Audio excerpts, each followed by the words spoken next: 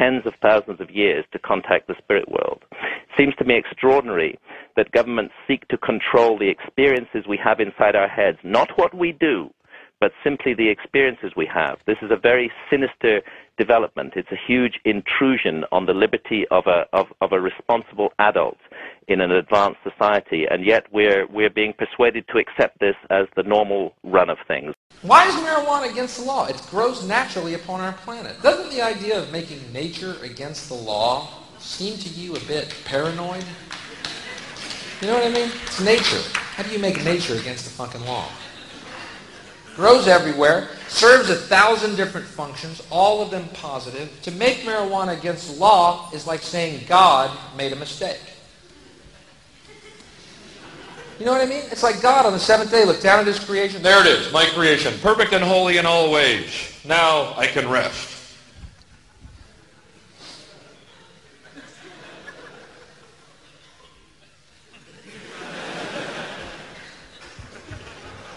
Oh my me.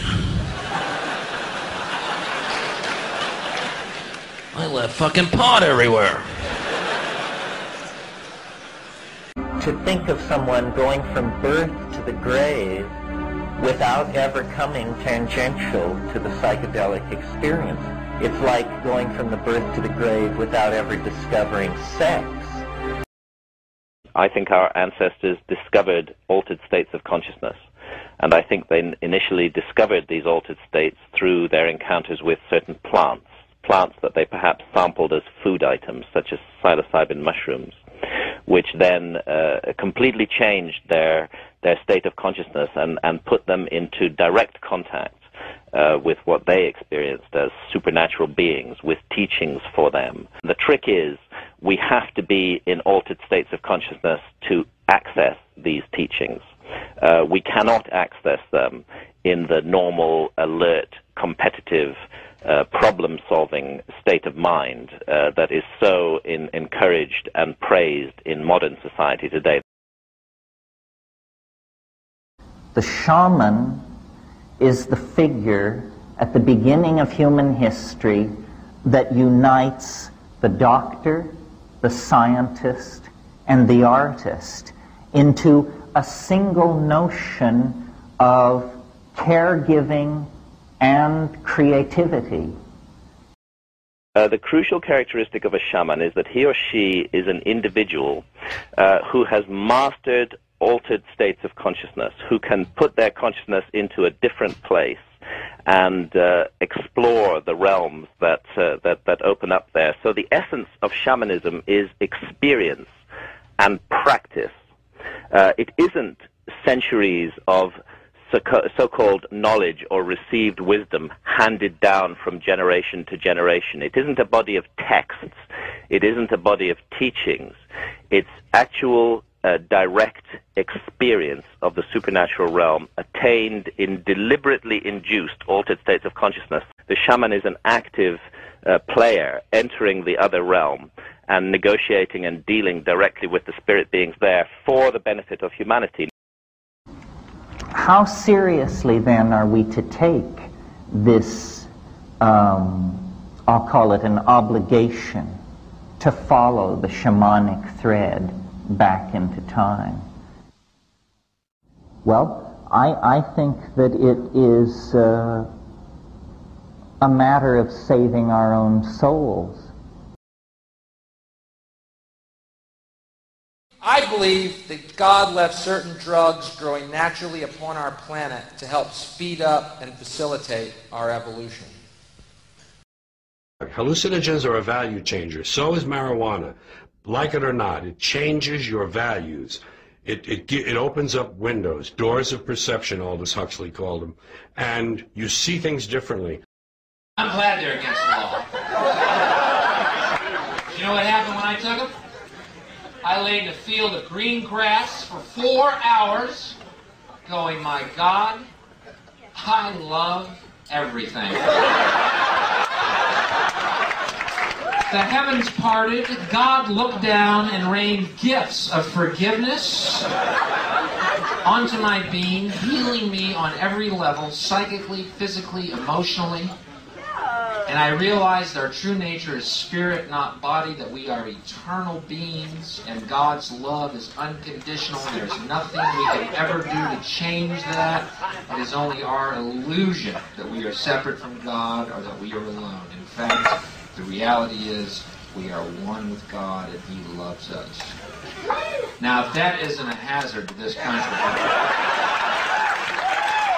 what's going to happen to the arms industry when we realize we're all one? It's going to fuck up the economy. The economy that's fake anyway. You know, it's been our modern idea or prejudice that plants don't have consciousness or intelligence, you know, but I think there are certain experiences you have with these substances where you really do feel there's a kind of mind, a kind of vegetal mind, an intelligence, and actually very, very deep wisdom that speaks through these experiences. And you know, Morgan's idea is that, you know, we're actually like the young species on the planet. We've only been here for 100,000 years. We've been like racing around, and we're still on our kind of hero's journey. We're like trying to figure out where we fit into the natural order of things. And there's this much larger and much older community of life that includes, you know, microbes, plants, you know, animals, and so on. And so the plant kingdom kind of got together, and they designated certain plants to be ambassadors, kind of diplomats, and teachers to work with the human species, you know, to help us evolve and get to this next level of perception and awareness. 36 people were on what many say was a life-changing trip, but none of them ever left a university laboratory. They volunteered to take the psychedelic ingredient that puts the so-called magic in certain kinds of mushrooms. And now there's a surprising follow-up. CNN's Carol Costello joins us live with the results. Carol, what's happening now? Well, John, maybe the hippies of the 60s weren't just on something. Maybe they were onto something. Scientists at Johns Hopkins now say magic mushrooms really can expand your mind, producing a kind of religious experience. 14 months ago, they gave dozens of volunteers magic mushrooms, and today, those volunteers are still feeling the effects. The whole Johns Hopkins study seems just so hippy-dippy 60s. It brings to mind Timothy Leary, the man who first widely touted the alleged magic in this tiny mushroom. 5 years ago, by accident in Mexico, I took Mexican mushrooms. Leary, a Harvard researcher, claimed his mushroom-induced psychotic trip was so spiritual it led him and a generation to turn on, tune in, and drop out. Yeah, until the federal government stepped in and made hallucinogenic drugs illegal. Fast forward to 2006 and this research room at Johns Hopkins.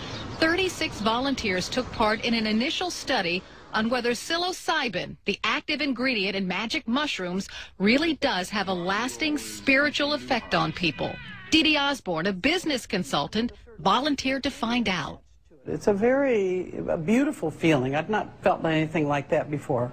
Osborne, lying on this couch, received one dose over an 8-hour period. She saw a kaleidoscope of colors. Then there was a tearing open of my heart, and then the feeling that we were all one.